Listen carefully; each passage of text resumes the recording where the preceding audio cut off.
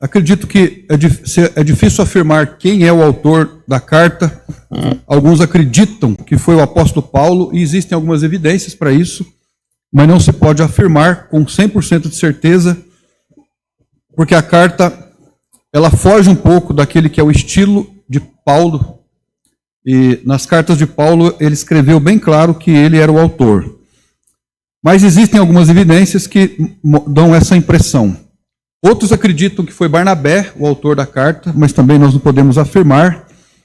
Mas nós podemos afirmar com 100% de certeza que o autor da carta, ou quase com 100% de certeza, era alguém que conhecia muito bem a lei de Moisés. Então, provavelmente era alguém ligado ao contexto religioso e que teria se convertido ao Evangelho, e ele sabia que a igreja do Senhor Jesus Cristo, aqueles que eram salvos por causa do Evangelho, deveriam deixar para trás todos os costumes do judaísmo, todos os costumes levitas, e que não era necessário continuar seguindo a lei de Moisés ou tentar seguir a lei de Moisés para se salvar.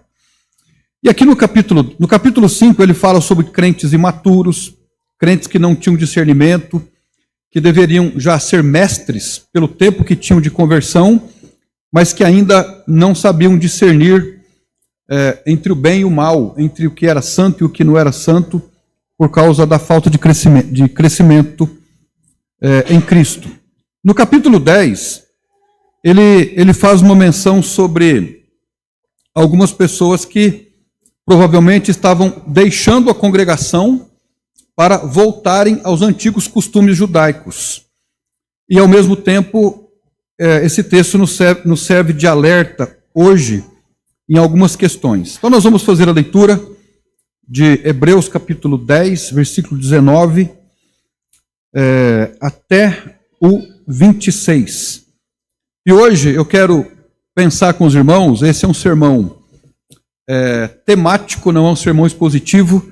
Eu estava lembrando, conversando com um pastor amigo, aqui na igreja, por basicamente 19 anos, nós pregamos sermões expositivos. Um livro, outro livro, né? E agora nós estamos pregando alguns sermões que são temáticos. Mas o sermão temático não quer dizer necessariamente que não seja bíblico. Ele é um tema que pode ser interessante também para a nossa reflexão. E o título do nosso sermão temático hoje é da vontade de Deus desigrejar-se? Então quero pensar com os irmãos sobre isso hoje. É da vontade de Deus, entre aspas, desigrejar-se? O nosso texto é esse.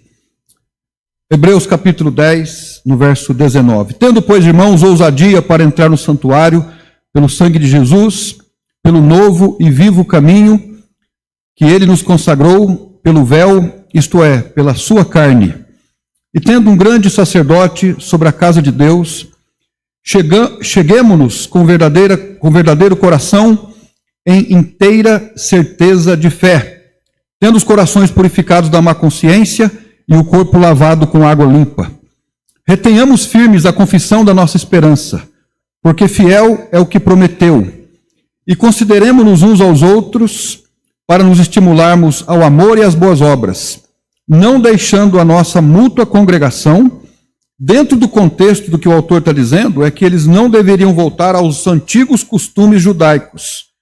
Então, no contexto é esse, mas o texto pode ser aplicado também em outras condições.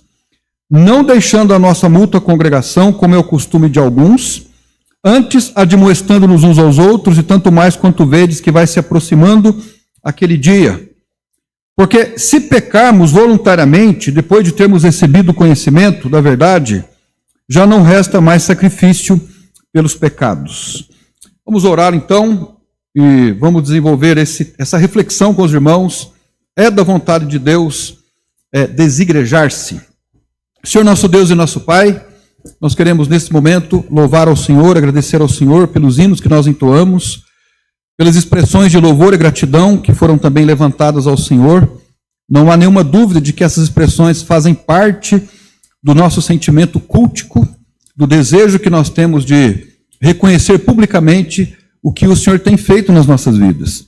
Então nós somos muito gratos hoje à noite por estarmos reunidos em Teu nome, por podermos aqui ler a Tua palavra, por desenvolvermos o temor no nosso coração, por procurarmos crescer em Cristo e ser uma bênção na vida um do outro. Nós Te bendizemos, nós Te louvamos e oramos agora no nome de Jesus. Amém. Quando nós aprendemos a homilética no seminário, você aprende várias formas de sermão.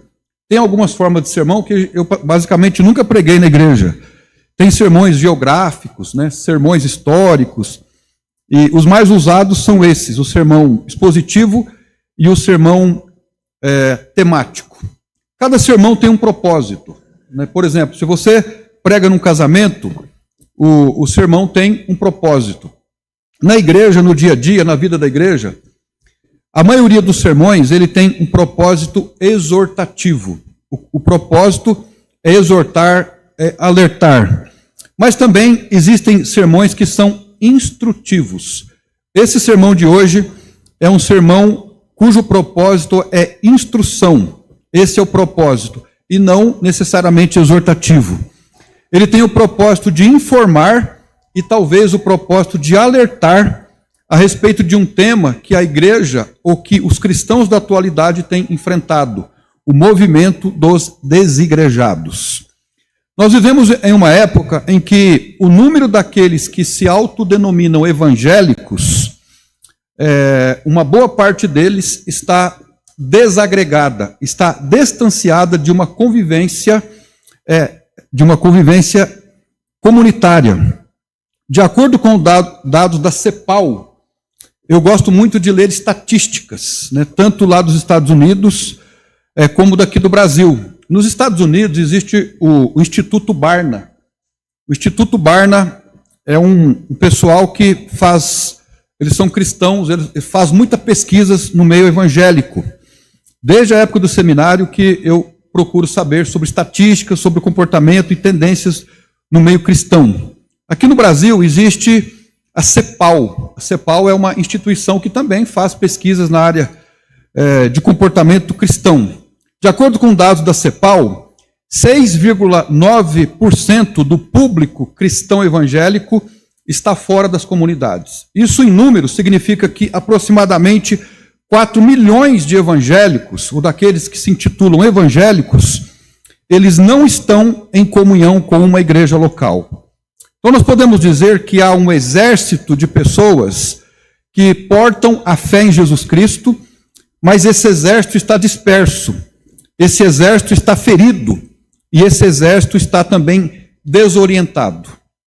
Mas eu acredito que Deus, na sua imensa graça, Ele quer reunir, Ele quer reavivar e reintegrar essas pessoas que são cristãs no corpo de Cristo. Eu penso que Deus também quer evitar que outras pessoas entrem nessa mesma fileira. Ou seja, eu acredito que esse sermão ele tem o propósito de nos alertar quanto à possibilidade que eu e você temos de no futuro, em algum momento, também nos tornar um desigrejado. Entre as pesquisas que eu fiz, o ano passado nós citamos aqui algumas pesquisas que foi feita pelo Instituto Barna nos Estados Unidos, abarcando um pessoal que é mais conservador, algumas igrejas mais conservadoras. E foi descoberto, por exemplo, que existe uma tendência quanto àquilo que os filhos serão mais tarde, quando eles passarem pelos anos na igreja. Famílias que frequentam a igreja 3 vezes por semana, a possibilidade de que os filhos se desviem dos caminhos é quase zero. Famílias que vão 2 vezes por semana à igreja, já é mais baixo. Família que vai 1 vez por semana, ainda mais baixo. E famílias que vão à igreja esporadicamente, a possibilidade de que os filhos se desviem da igreja e dos caminhos de Deus é quase que 100%. Né? Então, isso é um dado estatístico e revela uma coisa interessante. Na medida que nós somos consistentes, usamos as nossas forças e procuramos fazer aquilo que se espera de nós como cristãos, os nossos filhos estão assistindo aquilo. Então, essa é uma reflexão interessante para nós a respeito desse mundo de desigrejados. Agora, eu gostaria de fazer aqui alguns apontamentos de maneira introdutória sobre a questão desse movimento dos desigrejados. O primeiro apontamento que eu faço é que os desigrejados não são necessariamente pessoas que se apostataram da fé. Eu creio que existem muitas pessoas hoje que não estão frequentando nenhuma igreja, mas não cometeram a apostasia. Essas pessoas estão longe da convivência de uma igreja por vários motivos. Algumas por conta de feridas que tiveram nas igrejas, por decepções, por fraqueza espiritual ou pela escolha de viver isolado. Mesmo porque o isolamento social hoje, de qualquer natureza, é uma tendência também. Se você fizer uma pesquisa, vai descobrir que o número de pessoas morando sozinhas hoje é enorme. E pessoas que não querem nem pai, nem mãe, nem marido, nem mulher, nem filho, nem ninguém para prestar contas. Então essa é uma tendência também social. Pessoas querem viver sozinhas, não querem outra pessoa dando opiniões ou alguma coisa dessa natureza. Agora, afastar-se de uma igreja local não é a mesma coisa que apostasia. A Bíblia nos alerta sobre o problema da apostasia. E de acordo com a própria Bíblia, apostatar-se da fé é um passo além do desigrejamento. Eu acredito que a apostasia é um pecado que não tem perdão. A Bíblia fala sobre alguns pecados, ou pelo menos um, que não tem perdão. E aqui no texto de Hebreus, capítulo 6, nós lemos sobre esse pecado. Hebreus capítulo 6, no verso 1, nós lemos assim, Hebreus 6, 1. Por isso, deixando os rudimentos da doutrina de Cristo, prossigamos até a perfeição, não lançando um novo fundamento do arrependimento de obras mortas e da fé em Deus e da doutrina dos batismos e da imposição das mãos e da ressurreição dos mortos e do juízo eterno. Isto faremos se Deus o permitir, porque é impossível que os que já uma vez foram iluminados e provaram o dom celestial e se tornaram participantes do Espírito Santo e provaram a boa palavra de Deus e os poderes do século futuro e recaíram, sejam outra vez renovados para o arrependimento. Então é interessante, esse texto ele cabe inúmeras interpretações, mas aqui eu entendo que seja a melhor interpretação e com a qual eu concordo. Não é difícil nós entendermos que nos primeiros versículos aqui, por exemplo, no verso 1, o autor de Hebreus diz assim, por isso, deixando os rudimentos da doutrina de Cristo, prossigamos. Ele usa aqui a primeira pessoa, se incluindo como aqueles que devem prosseguir. No verso 3 ele diz assim, e isto faremos, se Deus o permitir.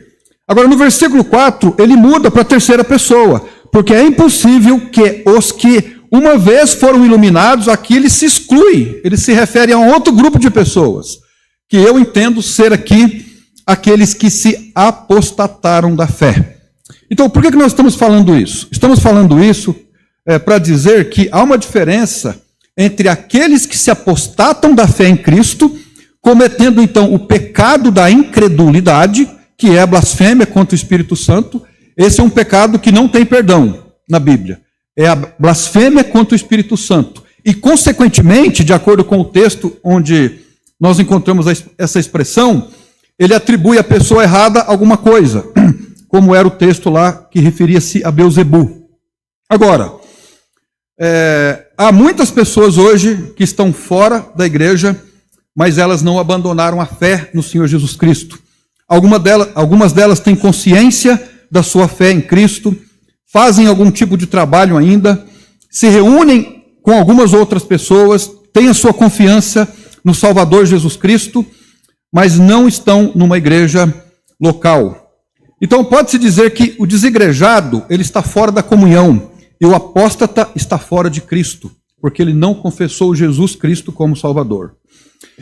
No texto de 1 João, capítulo 2, no verso 19, o João escreveu assim, saíram de nós, mas não eram dos nossos. Esses são os apóstatas. Eles estavam no meio dos crentes, dos cristãos, mas eles não haviam feito uma confissão de entregarem as suas vidas a Jesus. Então, irmãos, numa igreja qualquer, tenha ela o nome que tiver. Existem pessoas que frequentam a igreja, que se envolvem com a igreja, que às vezes atingem a liderança da igreja, pode chegar ao pastorado, mas essas pessoas nunca confessaram Jesus como Salvador, lá no seu íntimo. Nós já comentamos com os irmãos, pelo menos 2 casos que eu conheço de pastores que se converteram estando no ministério, servindo a Deus. Não haviam tomado uma decisão ainda de entregarem as suas vidas ao Senhor Jesus Cristo. Então o texto de Hebreus, capítulo 10, que nós lemos, adverte contra o abandono deliberado da congregação, não deixando a congregação, como é o costume de alguns, e lá no verso 27 ele diz, porque se pecarmos voluntariamente, depois de termos recebido o pleno conhecimento da verdade, já não resta sacrifício pelos pecados. Ou seja, essas pessoas elas haviam professado o evangelho da boca para fora, mas não queriam abandonar o judaísmo. E não é o judaísmo que salva, mas é a fé no Senhor Jesus Cristo. Por isso, no capítulo 6, ele diz que aqueles que caíram, não haveria uma outra oportunidade de salvação. Então, a linha entre o ferido e o apóstata é muito fina. Então, veja você, a linha que divide aquele que se afastou, o desigrejado, da apostasia, é muito fina, é muito tênue. Porque se eu digo que eu me decepcionei com a igreja, que eu não tenho mais vontade de congregar, e vou me afastando, e vou me afastando, e vou me isolando, e não quero mais ler a Bíblia, e não quero mais ter comunhão com ninguém, e vou me isolando, e aí eu vou me sentindo bem. Então, esse sentir-se bem, ele certamente denotará que eu nunca entreguei a minha vida a Jesus. Ao ponto que, se eu congrego com os irmãos, mesmo que eu não tenha recebido Jesus, eu estou exposto ao Evangelho, em algum momento eu posso entregar a minha vida a Jesus. Por essa razão, nós podemos afirmar que os desigrejados não são necessariamente apóstatas. Eu acredito que muitos deles, não sabemos dizer quantos daqueles que nós conhecemos, mas são irmãos em Cristo, são convertidos, aceitaram Jesus como Salvador. Eles não cometeram, pelo menos aos nossos olhos, ainda o pecado da apostasia, mas por alguma razão eles estão entristecidos, estão desanimados, estão machucados, e o que eles precisam é de uma palavra, às vezes não somente de encorajamento. Há aqueles que precisam de encorajamento, mas às vezes de um confronto, né? Eu vi uma frase que o irmão Benigno postou, eu acho que é eu não me lembro o autor exatamente, que diz que às vezes o que nós precisamos não é de encorajamento, mas é de alguém dizer que nós estamos errados, né? Então, às vezes é isso que falta, nós precisamos ouvir que nós estamos errados. E a gente quer encorajar alguém que não precisa de encorajamento, mas que precisa ouvir que está errado. Mas há também aqueles que não precisam ouvir que estão errados, mas que precisam de encorajamento. Então, nós como cristãos, nós temos que ter essa percepção para ajudar aqueles que estão desigrejados, porque eles precisam de uma igreja. O segundo apontamento que eu faço é que o termo desigrejado, essa palavra não existe na língua portuguesa. Existe? Não existe. E também não existe na Bíblia. Então, o termo, ele é um termo sem fundamento. Nós não encontramos na Bíblia alguém dizer assim, fulano de tal é um desigrejado. Não é um termo bíblico. E toda vez que nós usamos um termo que não é bíblico para referir-se a uma questão bíblica, nós temos problemas, nós temos dificuldades. E eu, por exemplo, eu questiono muito, às vezes, algumas abordagens que nós temos de doutrina, quando nós usamos palavras não bíblicas para referir-se a ensinos que são doutrinas. Nós já falamos sobre isso em alguns momentos aqui, principalmente na escola dominical. Então, a palavra de Deus não reconhece o termo desigrejados. A Bíblia reconhece o termo igreja, comunidade, assembleia. E no contexto que nós estamos falando, para referir-se ao grupo daqueles que são salvos numa igreja local. Portanto, a palavra não reconhece o conceito e tampouco o aprova. Quando a Bíblia fala de pessoas que se afastaram da comunhão dos santos, ela usa o termo desertores. Por exemplo, podemos referir-se a Demas, que foi um desertor. Ele se afastou do apóstolo Paulo, de acordo com 2 Timóteo 4,10, porque amou o presente século. Então ele foi um desertor, ele desviou-se da fé. Pode-se dizer que Demas não era uma pessoa convertida? Não se pode dizer, porque a Bíblia não fala. A Bíblia diz que ele se afastou, ele praticou essa deserção, porque amou o mundo, amou as coisas do mundo, e por isso afastou-se de Paulo, indo para a Tessalônica. A Bíblia também nos fala, como nós já comentamos, em 1 João 2,19, daqueles que estavam com os crentes, mas não eram deles. Aqui referindo àqueles que, na verdade, não eram do Senhor Jesus Cristo. Em toda a Escritura, a fé genuína sempre está ligada à comunhão com o corpo de Cristo. Não existe nem o termo desigrejados e não existe a ideia, por todo o Novo Testamento, de um cristão solitário. Não existe essa ideia de que um cristão deva ser alguém solitário, de que um discípulo ele deve viver uma vida independente. Não existe a ideia de um crente desligado do corpo de Cristo. Então essas ideias elas estão estranhas à Bíblia, elas não estão na Bíblia. Quem é de Cristo permanece no seu corpo. E este corpo de Cristo é a igreja. E quem tem a Cristo como cabeça é porque está no corpo. Mas aqui nós precisamos fazer a distinção importante e justa.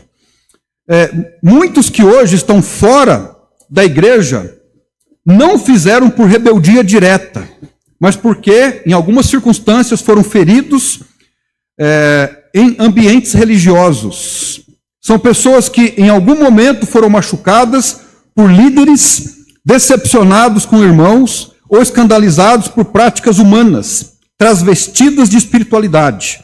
E, de fato, nós convivemos hoje com um sistema religioso perverso. Eu tenho sido crítico disso, porque eu me considero um cristão, um filho de Deus. Eu também faço parte de uma igreja. Mas eu procuro distinguir aqui na minha cabeça a diferença que existe entre instituições religiosas, o sistema religioso e as igrejas locais. Existem igrejas locais boas. Existem igrejas locais que são diferentes, por exemplo, da nossa, que têm doutrinas diferentes, mas são igrejas. Ontem nós estávamos falando sobre isso. Pregam o evangelho, fazem missões, fazem discipulado, estão cumprindo a missão. Existem igrejas, mas existe, às vezes, anexado à igreja ou às igrejas, é difícil distinguir uma coisa da outra, mas existe um sistema religioso perverso, e as pessoas confundem isso. O sistema religioso hoje, ele faz com que as denominações se tornem empresas. Um sistema em que o pragmatismo está ali inserido. As pessoas são usadas para que os seus líderes cumpram os seus relatórios, cumpram os seus propósitos. Esse sistema, ele machuca as pessoas. Porque o que vale, o que é importante é que o líder cumpra a sua missão. Que ele ama o seu projeto e não ama as pessoas. E a igreja, ela deve amar as pessoas. E hoje, se você fizer um estudo, inclusive, estatístico, demográfico, você vai descobrir, você pode ir lá no chat e no Google e fazer pesquisa sobre isso. Faça pesquisa, faça como eu, né? Você vai descobrir que hoje, aquelas igrejas que antes tinham 10, 15, 20 mil membros no Brasil, principalmente igrejas neo-evangélicas, essas pessoas estão migrando para as igrejas mais conservadoras, porque foram decepcionadas. Essa é uma tendência do nosso tempo. Então, há muitos dispersos hoje também nas igrejas que foram machucadas com o lobo. Já ouviram contar a história do lobo? Eu não sei se você já ouviu falar no pastor Gerson Rocha. O pastor Gerson Rocha foi um pastor, eu costumo dizer que esses pastores são dinossauros do evangelho. Ele era um batista raiz mesmo, né? E até extremo, né? Ele tinha o cantor cristão como um texto até inspirado por Deus. Ele falava, o cantor cristão é a Bíblia cantada, né? Ele defendia isso. Ele foi pastor da Igreja Batista da Vitória, lá na Bahia. E ele escreveu um livro há muitos anos falando sobre o comunismo. cristianismo e o comunismo. E na introdução do livro dele, ele faz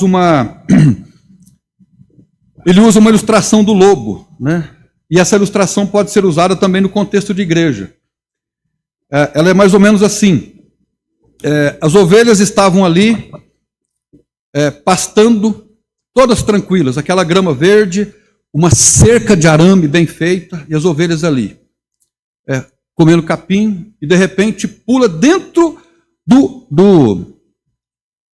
pasto onde elas estavam comendo o lobo. O lobo se coloca ali, ele dá um sorriso assim para elas, e elas falam assim, olha, ele está rindo para nós. Aí ele abaixa, começa a comer capim. Vai comendo capim, e elas começam a pensar, olha, o lobo está comendo capim. Ele não come a gente, ele está comendo capim. E aí ele come capim e vai embora. E elas ficaram ali com aquela imagem. No outro dia, o lobo chega ali de novo, pula lá dentro do cercado, dá um sorriso para elas e volta a comer capim. E vai embora de novo. Aí no outro dia ele volta, pula lá no cercado, começa a comer capim e vem uma ovelhinha para conversar com ele. Olha, seu lobo, a gente tinha uma impressão errada sobre o senhor, a gente imaginava que o senhor comia ovelha. Jamais eu comerei ovelha, eu como capim. E, é? Aí ele falou para a ovelha assim, veja como são as coisas, né? Quem fala sobre mim, o lobo, é o seu pastor. Mas quem é que tira o seu leite? É o pastor. Quem é que usa, que corta a lã para poder usar? É o pastor. Quem é que vende o seu filhote? É o pastor. É mesmo, o senhor está certo, né? Aí falou assim, venha, eu vou mostrar para você atrás da cerca o paraíso. Muita água, muito verde, capim que você nunca viu, o olho da ovelha brilhou. Lá eu vou encontrar isso, vai, e mais do que isso, lá não tem cerca. Lá é liberdade. Aí o lobo levantou o arame e a ovelha foi com ele. Daí um tempo vem o lobo de novo, ele leva mais uma ovelha, ele vai levando a ovelha. E ele chegava comendo capim, comia pouco. E interessante que o lobo estava gordo, estava bem gordinho. E por fim, ele levou todas as ovelhas lá para o pasto. A história você já conhece. Eu fiz aqui uma paráfrase, contei de maneira diferente, mas o pastor Gerson Roça conta isso no livro dele para referir-se ao comunismo. Mas nós podemos aplicar no contexto de igreja.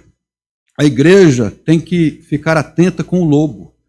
Quando Paulo iniciou a igreja lá em Éfeso, a gente lê isso no capítulo 20 de Atos, quando ele saiu, ele ficou lá por 3 anos e meio, mas quando ele vai saindo da cidade de Éfeso e caminhando ali pela praia, entrando no barco, aqueles irmãos da igreja de Éfeso vêm com ele entra no barco, ele começa a falar, olha, eu estive com vocês mais de 3 anos, eu ensinei vocês, coloquei pastores sobre vocês, mas tomem cuidado, porque surgirão lobos devoradores que vão enganar vocês. Isso aconteceu com a igreja de Éfeso, mais tarde. Então, irmãos, muitas pessoas hoje estão machucadas por causa do lobo. Elas pensam assim, nossa, né? Aquele fulano foi tão bonzinho para mim, mas ele tem uma lábia, ele é tão gentil, mas muitas ovelhas já estão ali, servindo os propósitos dele.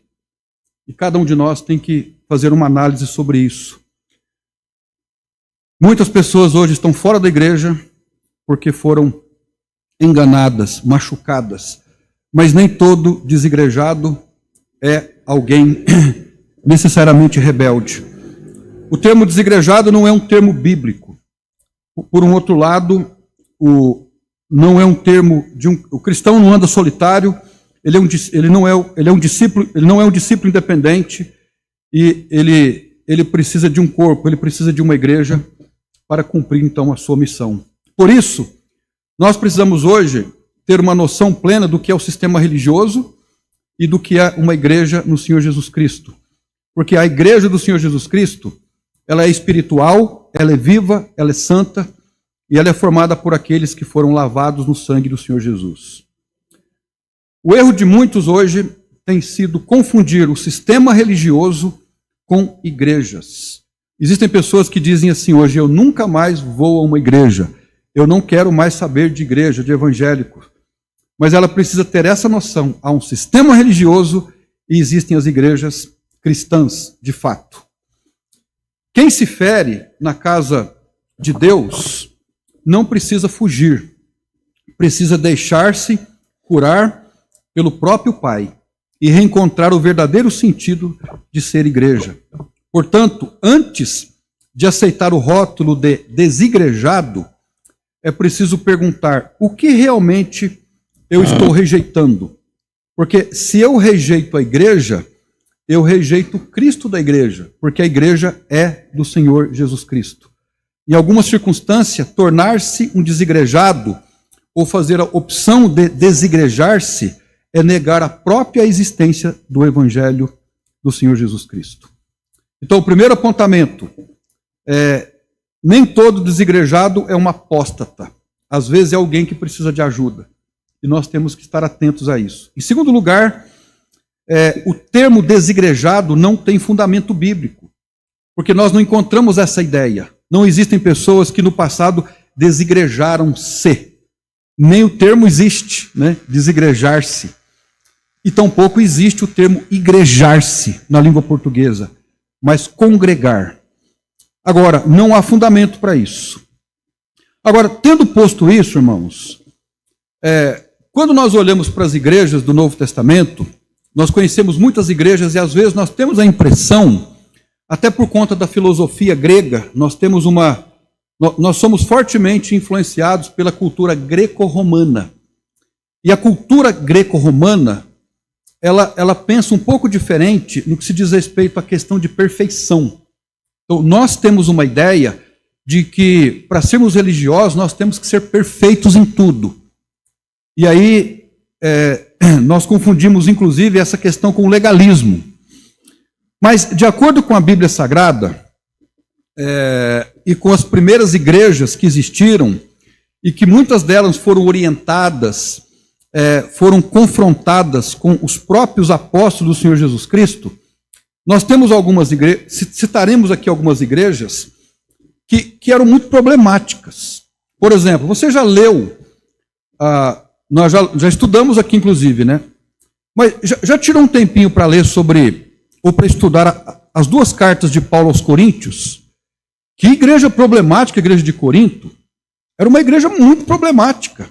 O que é que tinha na igreja de Corinto? Nos capítulos 3, nós vemos divisão, a igreja era dividida. Existia o grupinho de Paulo, o grupinho de Apolo, o grupinho de Pedro, e existia o grupinho de Jesus. Então era uma igreja dividida. Dividida porque era influenciada pela cultura grega. Os gregos idolatravam os oradores.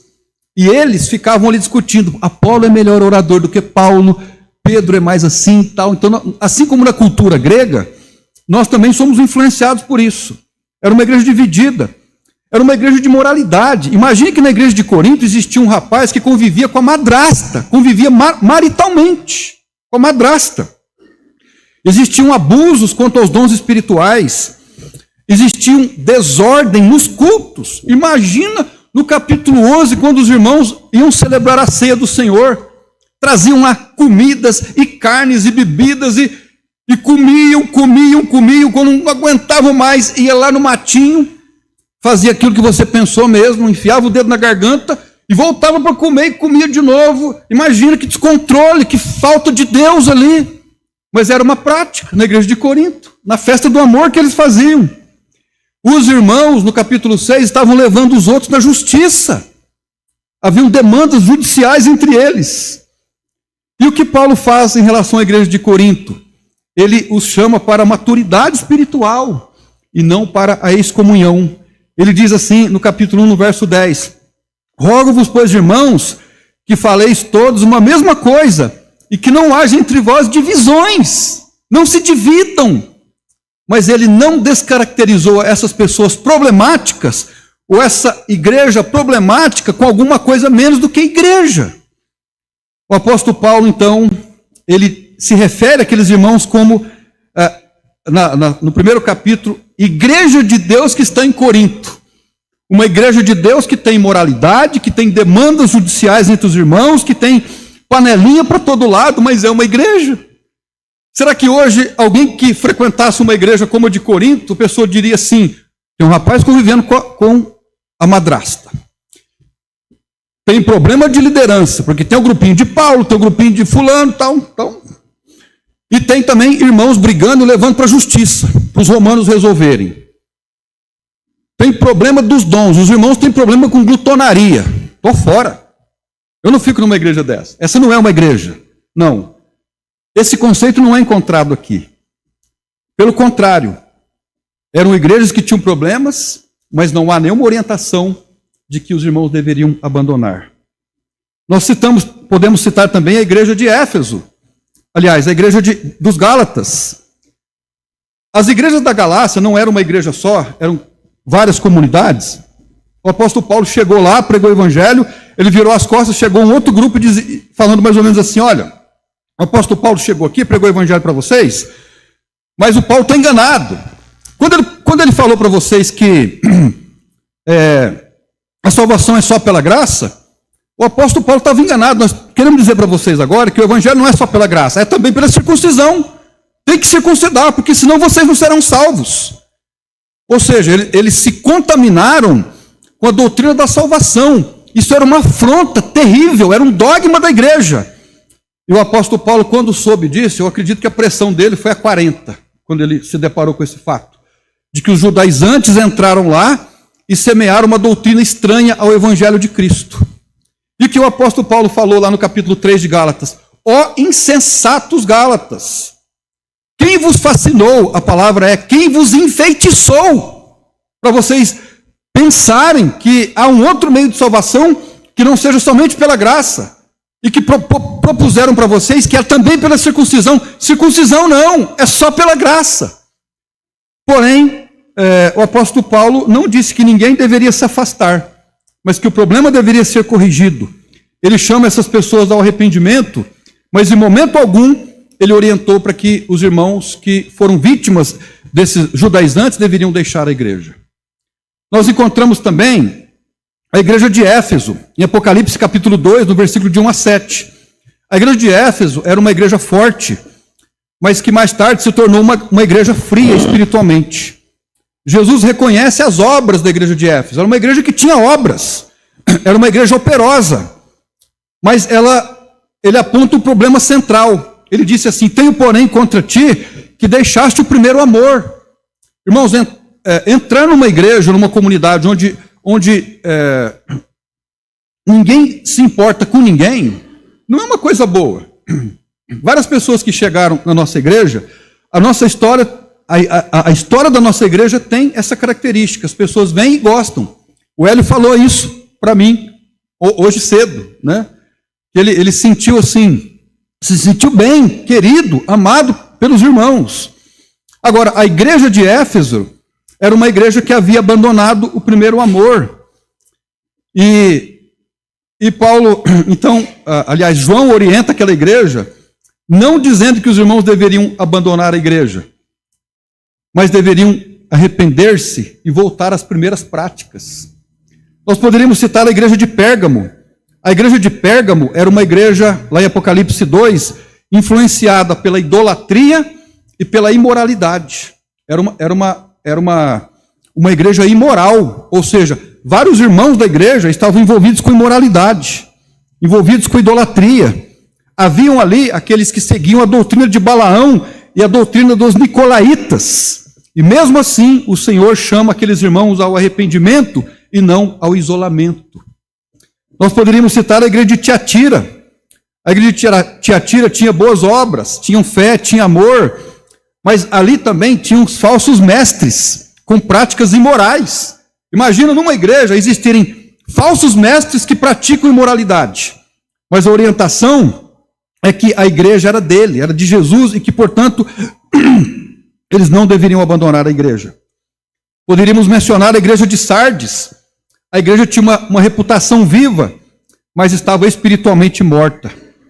E aí também há a exortação de que se não tomassem cuidado, a igreja poderia morrer. Isso aqui é a igreja mais complicada do que a igreja de Laodiceia, em Apocalipse capítulo 3. Era uma igreja cheia de si, uma igreja rica, uma igreja morna, autossuficiente, indiferente, e ela é repreendida pelo Senhor, mas não há nenhuma inferência de que os irmãos deveriam abandoná-la, mas que deveriam resolver a questão. E o Senhor Jesus Cristo deixa com aquela igreja a mensagem: eis que estou à porta e bato. Se vocês aí abrirem, eu entrarei e cearei com vocês e vocês comigo. Então veja, ele não disse para sair, mas ele pediu para entrar na igreja, para fazer aquilo que era necessário. Então, irmãos, a conclusão de tudo isso é que as igrejas no Novo Testamento, elas foram duramente criticadas. Os alertas foram muito sérios e alguns com advertência e com ameaça. Mas em todos os casos, todas as pessoas foram chamadas ao arrependimento e nunca para abandonarem a igreja. Então, nem o conceito, nem a prática de desigrejar-se tem fundamento nas páginas da Bíblia. Amém? Nós não encontramos esse fundamento. Desde os tempos bíblicos, a igreja de Cristo sempre teve problemas. Sempre teve problemas. Então, se você disser assim, nossa, minha igreja tem cada problema, toda igreja tem problema. Toda igreja tem problema. Mas nunca houve nenhuma opção de que alguém, estando numa igreja com problema, deve desigrejar-se. Ele sempre chama a restauração. A igreja de Corinto tinha pecado, a igreja de Gálatas tinha heresia, a igreja de Éfeso tinha falta de amor, mas todas elas foram chamadas ao arrependimento. É da vontade de Deus alguém desigrejar-se? Não, não é da vontade de Deus. Essa é uma mensagem de instrução para nós. Agora, para terminarmos, esse foi um sermão que uma introdução foi cumprida e os pontos são os menores. Quero apresentar 4 razões porque nós não devemos nos desigrejar. A primeira delas é que a igreja é uma ideia de Deus e não uma invenção dos homens. Eu li uma vez um livro, estava falando do pastor Jaime Kemp. O pastor Jaime Kemp não sei se ele é vivo, mas se ele é vivo, ele já é bem idoso. Ele escrevia muito na área de família. A minha discordância com a literatura dele é que ele é um integracionista. E nós não temos uma abordagem integracionista. Mas ele escreveu sobre família, um livro dele, que ele disse assim que a família não foi uma invenção humana no sentido de que alguém, de repente, estava ali, peraí, tive uma grande ideia, vou instituir uma família. Não, a família foi instituída por Deus. A igreja do Senhor Jesus não é uma ideia humana, não é uma grande ideia, é uma instituição de Deus. O Senhor Jesus disse assim: e também eu te digo que tu és Pedro, e sobre esta pedra edificarei a minha igreja, e as portas do inferno não prevalecerão contra ela. Então a igreja não nasce de uma vontade humana, não é uma grande ideia, e também não é uma organização religiosa, mas é um organismo vivo. Ela é o plano eterno de Deus, comprada com o sangue de Jesus, de acordo com Atos 20:28, quando Paulo se refere à igreja de Éfeso: olhai, pois, por vós e por todo o rebanho sobre o que o Espírito Santo vos constituiu bispos, para apacentardes a igreja de Deus, que ele resgatou com o seu próprio sangue. Então, a igreja é de Jesus, a igreja é de Deus. E como é que eu posso dizer, eu não gosto de igreja, eu não vou a uma igreja, sendo que a igreja é de Deus? Rejeitar a igreja, portanto, é rejeitar aquilo que Cristo valoriza. Muitos dizem assim: eu sigo a Jesus, mas eu não sigo a igreja. Isso é uma verdade, mas não é uma verdade absoluta, porque alguém que seja um desigrejado pelas suas razões, que não vem ao caso agora, ela pode ter alguma razão.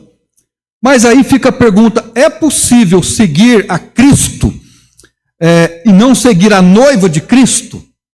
É possível sujeitar-se a Cristo não estando debaixo da autoridade de uma igreja? Quando nós lemos as cartas de João, de 1 João, por exemplo, a Bíblia nos orienta, talvez essa seja a tese da carta de 1 João, que diz que se alguém diz que ama a Deus e não ama os seus irmãos, essa pessoa não ama a Deus. Amar a Deus é subjetivo. Amar um ao outro é objetivo. E se nós não nos amamos uns aos outros, ou se não procuramos nos amar mutuamente, nós não amamos a Deus. Agora, irmãos, eu faço uma pergunta aqui, e você pode responder para você, e eu respondo aqui para mim. Você já foi ferido na igreja? Sim ou não? E eu continuo perguntando, Jesus já foi ferido por nós? Sim.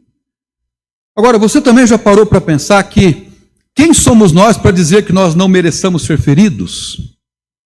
Quem somos nós para dizer eu não quero ser ferido?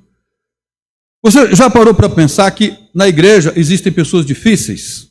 Quantos concordam? Olha eu aqui. Igreja é lugar de pessoas difíceis. Agora, escute isso. Deus usa pessoas difíceis para tratar o nosso coração. Porque a convivência com pessoa difícil faz com que o amor que nós falamos que temos, a obrigação de entregar, entre em ação. Não é aquele amor do toma lá da cá. Não é aquele amor de compadre ou de comadre. Eu te dou 1 quilo de salsa, me dá 1 quilo de feijão.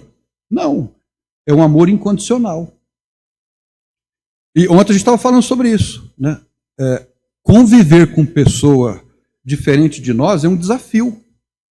Dona Regina, a Gabi vai casar. A partir de janeiro, ela vai conhecer o Rubens. E o Rubens vai conhecer a Gabi. Não vai?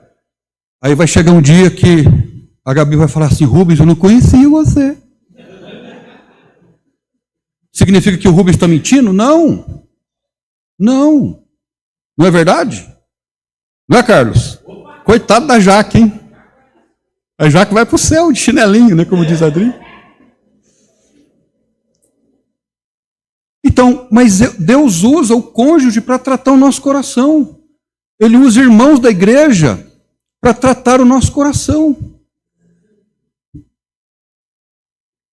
Então, meus irmãos, não é possível seguirmos a Cristo se não seguimos a cabeça da igreja, que é o Senhor Jesus Cristo.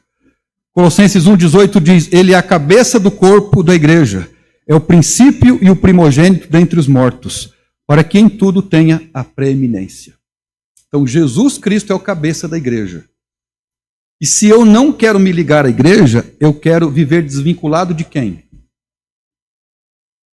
De Cristo.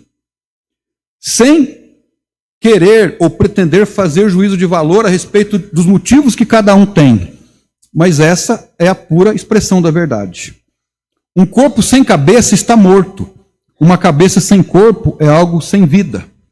Cristo e a igreja são inseparáveis.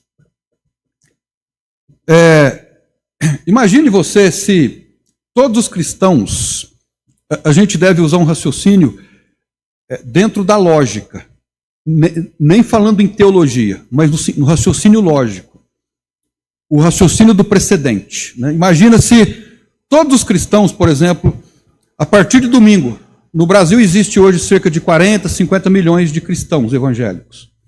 Imagine se todos disserem assim, nós não vamos mais para as nossas igrejas. Nós vamos ficar dentro de casa, no domingo de manhã, no domingo à noite, nós vamos para o parque, nós vamos para o shopping, cada um vai cuidar da vida conforme nós bem entendemos. Essa é a vontade de Deus para aquele que é o povo de Deus? Não. Essa não é a vontade de Deus. Então, é o raciocínio do precedente. Se todos fizerem aquilo que alguns fazem, a igreja acaba. Certo ou errado?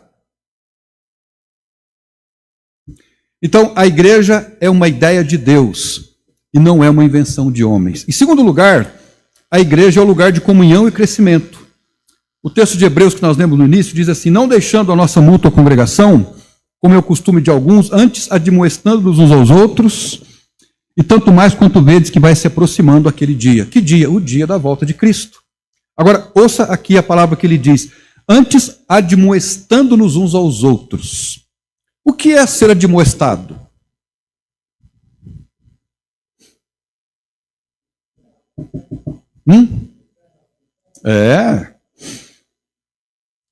Nós que temos filhos, às vezes nós precisamos chamar a atenção dos nossos filhos. Senta aqui, vamos conversar. Quando você está falando com o seu filho, dando um conselho, orientando, ele está assim, olhando para você assim, muito obrigado. Nossa, o que o senhor está me falando é uma música para os meus ouvidos. Se ele fizer isso, ele está sendo irônico, não é? Ele gosta de ser repreendido? Gosta? Não. Quando alguém nos repreende, a gente gosta? Não. Mas às vezes a pessoa pensa assim, quer saber? Eu não vou mais para a igreja porque ninguém se mete na minha vida. Ninguém vai me admoestar. Mas olha o que a Bíblia diz, não deixando a nossa mútua congregação, como é o costume de alguns, antes, por outro lado, admoestando-nos uns aos outros. Nós não gostamos de praticar a admoestação, a exortação mútua, mas é um mandamento de Deus. E às vezes nós não queremos igrejar porque não queremos que ninguém fale aquilo que nós precisamos ouvir. Hebreus capítulo 10, no verso 25, nos alerta a não deixarmos a congregação, especialmente à medida do dia que se aproxima, que é o dia da volta de Jesus. Por quê? Porque ninguém cresce isoladamente.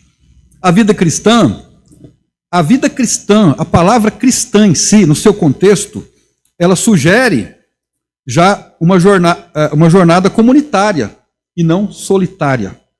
Na comunhão, nós somos moldados, corrigidos e fortalecidos. O ferro afia o ferro, conforme o Kleber falou, de acordo com Provérbios 27, 17. A ovelha precisa do rebanho, precisa do pastorado e precisa do pastoreio.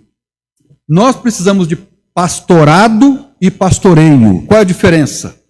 A diferença é que o pastorado ocupa aquele sobre quem põe a mão.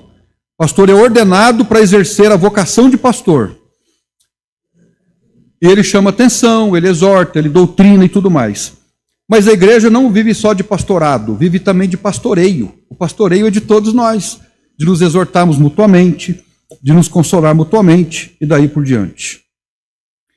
Então, irmãos, os primeiros cristãos, ouçam isso, nós estamos terminando. Os primeiros cristãos, eles perseveravam na doutrina dos apóstolos, na comunhão, no partir do pão e nas orações. Eles perseveravam nessas disciplinas. Eles não apenas criam em Cristo, mas eles viviam e conviviam. Eles viviam juntos. Atos capítulo 2 é para nós um padrão de igreja. Nós convivemos, nós estamos juntos. Em terceiro lugar, o desigrejado, ele corre o risco de se enganar. Quantas vezes nós estamos ali voltados para o nosso pensamento, com as nossas opiniões, praticamos os devaneios pessoais e a gente não busca conselho de ninguém. Qual é a possibilidade de cometermos um erro ou de tomarmos uma decisão errada? É uma grande possibilidade. Jesus nos chama para estarmos em rebanho, em cuidado um com o outro. Muitas vezes, os desigrejados podem incorrer em 3 armadilhas. A primeira, a armadilha da autossuficiência espiritual. Lá no seu íntimo, ele está dizendo assim, eu me valho, eu me basto.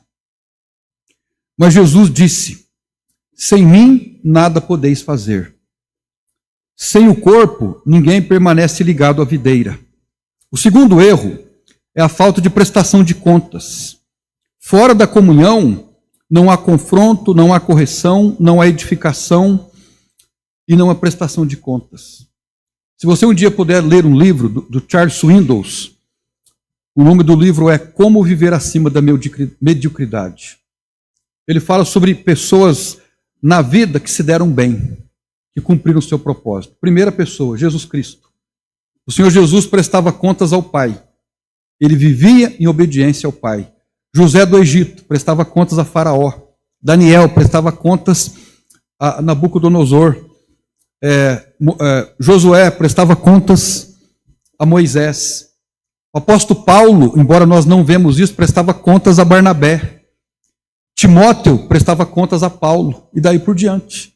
Prestação de contas. Então, alguém que queira viver isolado não quer prestar contas a ninguém. Irmãos, numa certa medida, nós precisamos prestar conta da nossa vida um ao outro. E a terceira armadilha é a armadilha da frieza. Irmãos, nós aqui somos crentes, amém ou não? Amém. Se você faltar da igreja hoje, e faltar amanhã, no próximo domingo, se por um mês você não vier, seja pela razão que for, e você não vem, e você não vem, e você não vem, e você não vem, daqui a pouco você não vai sentir falta mais. Quem já viveu isso e pode dizer é verdade? Você não sente falta mais. Isso pode acontecer com quem? Com qualquer um de nós. E nós não estamos fazendo juízo de valor sobre os irmãos que vêm, que não vêm, se podem vir, se não podem vir, mas é uma realidade. E aí nós não queremos mais a comunhão, em casa também nós não queremos mais ler a Bíblia, nós não queremos mais cumprir a missão do Senhor, e daí um tempo não faz diferença nenhuma mais para nós. Por quê? Porque a brasa fora do braseiro se apaga. Então o que nós temos que fazer com alguém que esteja assim? Vamos soprar. A gente tem que soprar. É papel nosso. Soprar e ajudar aqueles que estão precisando dessa ajuda. Em último lugar, a igreja é a expressão visível do reino de Deus. 1 Timóteo 3,15 diz assim, preste atenção, nós estamos terminando.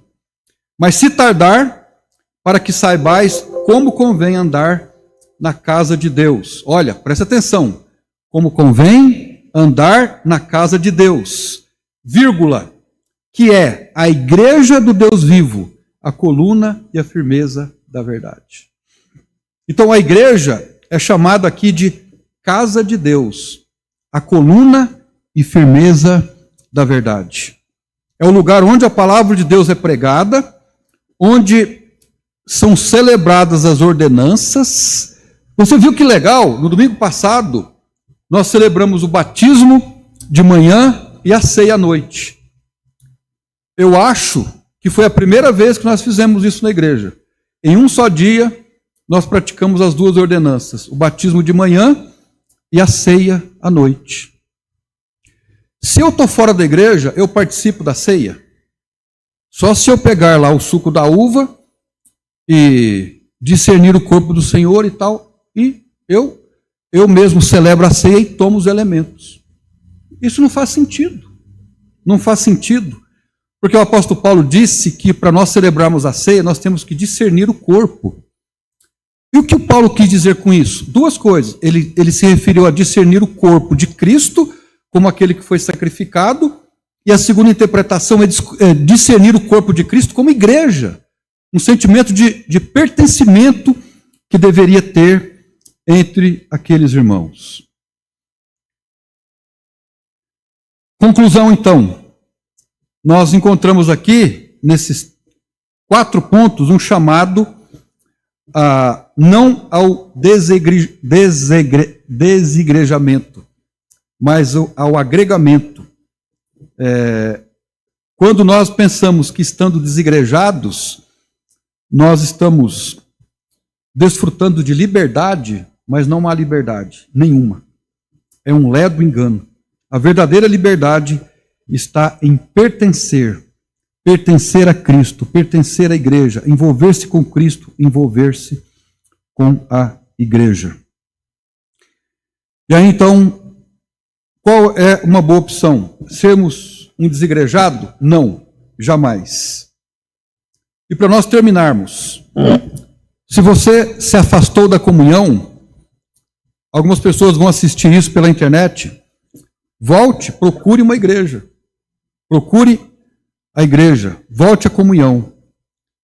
Se você está ferido, permita que Cristo possa, com a ajuda do Espírito Santo e a ajuda de alguém, resolver a questão. Se você tem críticas à igreja, você também faz parte da solução. Você pode procurar a igreja, a liderança da igreja e dizer, eu quero fazer parte da solução dos problemas da igreja. Não existe igreja perfeita.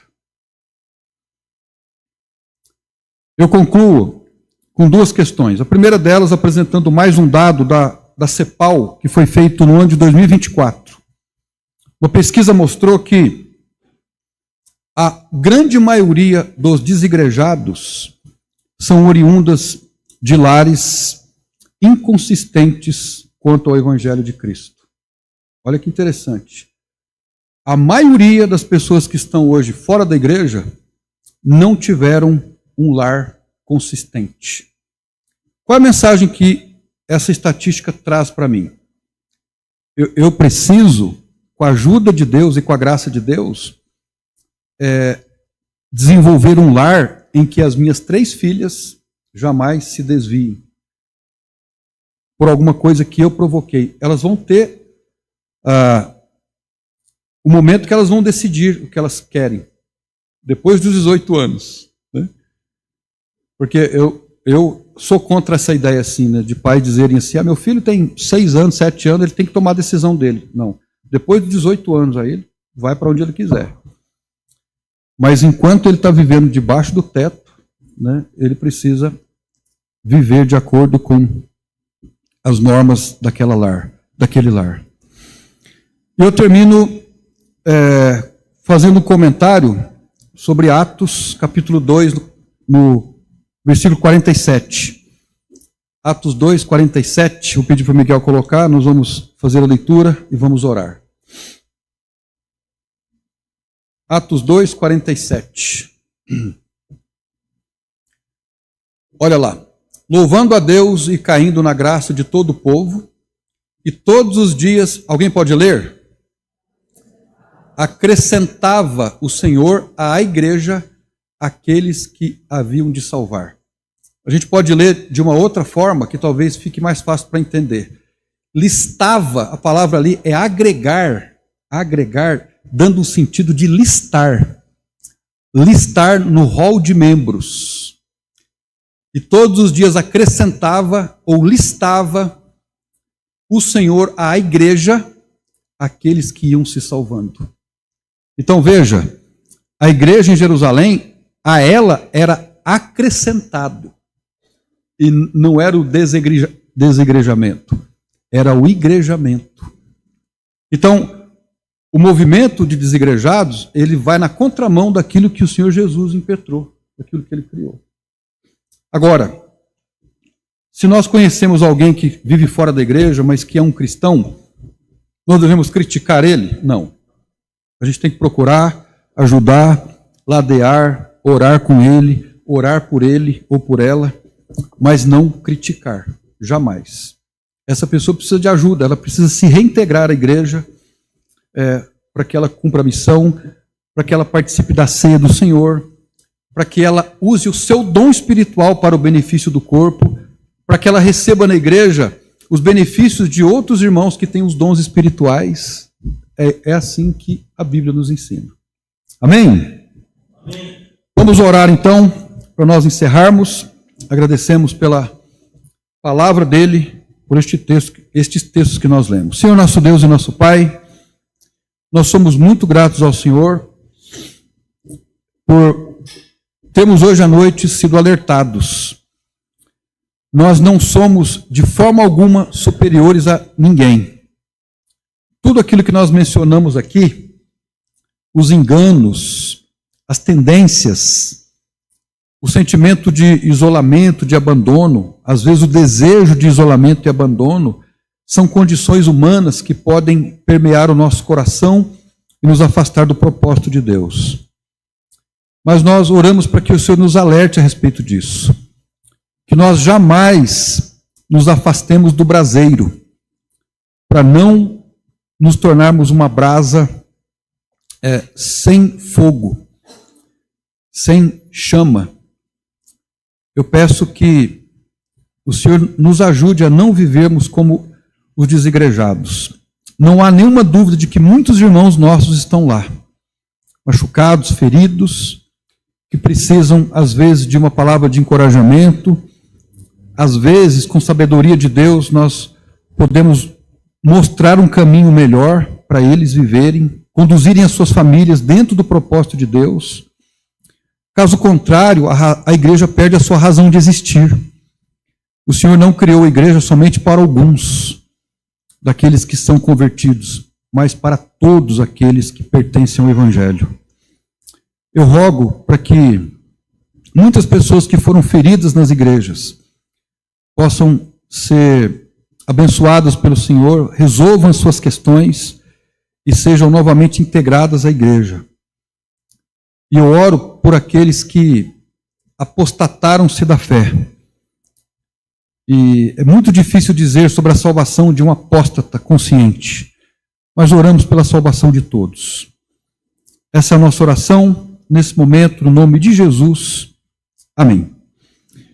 Irmãos, muito obrigado. Que Deus abençoe a todos.